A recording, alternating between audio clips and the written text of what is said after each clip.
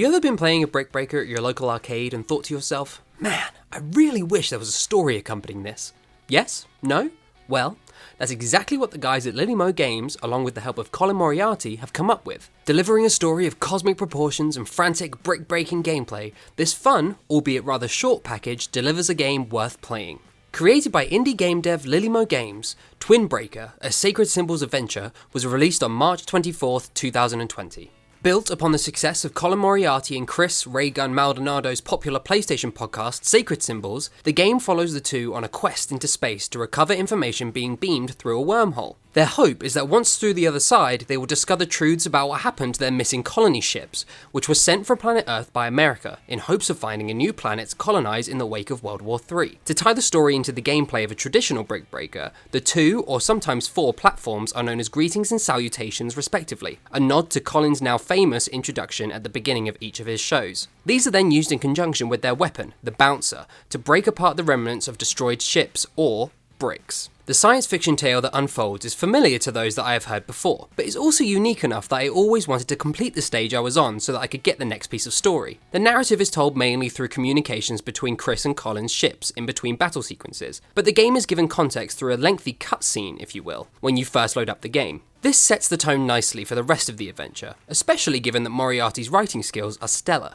There is no voice acting in the game, but considering the 8-bit style, this was no surprise and would probably have felt out of place if it was included. For those of you who enjoy reading books in Skyrim or listening to the many audio diaries in Bioshock, Twin Breaker includes an exceptional amount of backstory hidden behind unlockable codexes. This adds a level of replayability to the game that goes beyond high scores, as in order to unlock these codex entries you must attain a certain score in each level. Considering the fact that this is a Brick Breaker after all, the story here and the amount of writing Mr. Moriarty has put into the game are quite astounding. When it comes to gameplay, Twin Breaker doesn't exactly break boundaries in the brick breaking world. At the end of the day, it's 2 or 4, after your ships create holograms of themselves, platforms you control that are used to rebound a ball into bricks of differing strengths. It's certainly a simple game, but it is definitely fun, and I found it to be quite addicting. One of the more unique aspects of this game, at least in my experience with Brick Breakers, is the addition of bosses. Out of the 40 stages, there are 4 boss fights that slowly increase in difficulty. I actually didn't find these to be all that tricky to navigate, but they were an interesting turn of pace amongst the regular brick smashing in the other levels.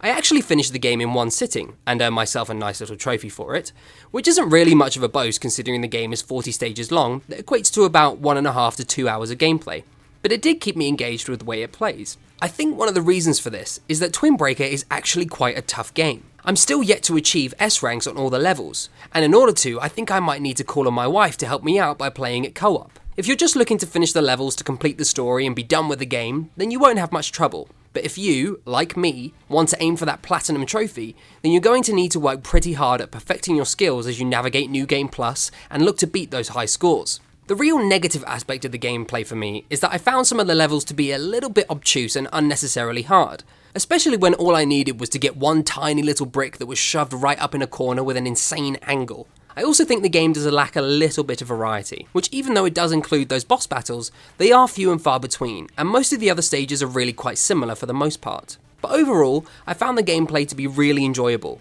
and something that I can see myself playing every now and then just for a challenge.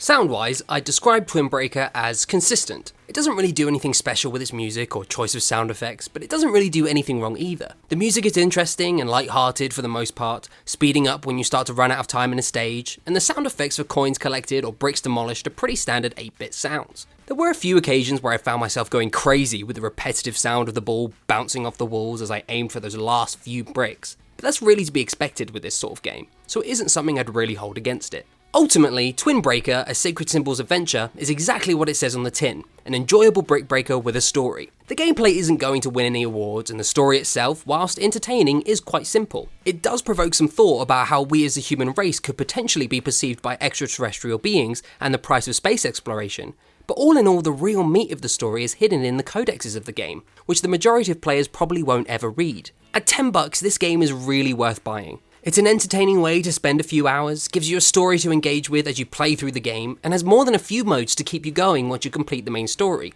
Sacred Symbols will almost certainly be back, but whether it's in the form of another Brick Breaker or whether they decide to make Space Invaders with a story remains to be seen.